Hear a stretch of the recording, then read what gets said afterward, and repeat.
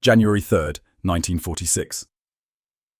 Snow drifted in slow, silent sheets across the flattened outskirts of Schwäbisch Hall, where a group of German mothers huddled near the burned-out schoolhouse that now served as an American relief station.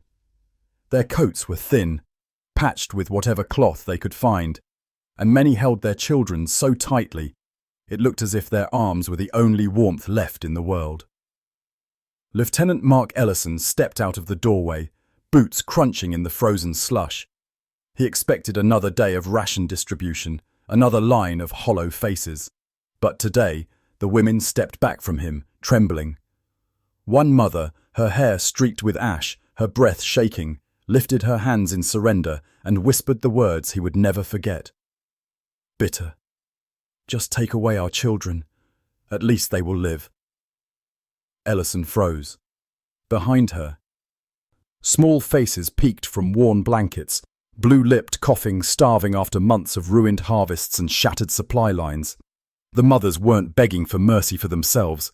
They were begging for their children to be taken somewhere, anywhere, Americans considered safe. Ellison knelt, lowering himself to eye level with the nearest boy, no older than 5. He wasn't crying. He was too exhausted even for that. The lieutenant's voice came out rough. "We're not taking your children," he said. "We're feeding them." The translator repeated his words, and confusion rippled through the crowd. Then Ellison waved his men forward. They brought crates from the jeep, powdered milk, army biscuits, canned fruit, even chocolate bars the soldiers had pooled from their own rations. Mothers flinched at first, expecting a trick. But when the first little girl bit into a biscuit and her eyes widened as if she'd tasted life itself, the women broke.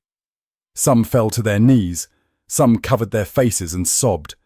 One clutched Ellison's sleeve with trembling fingers, whispering, "Danke, you saved them."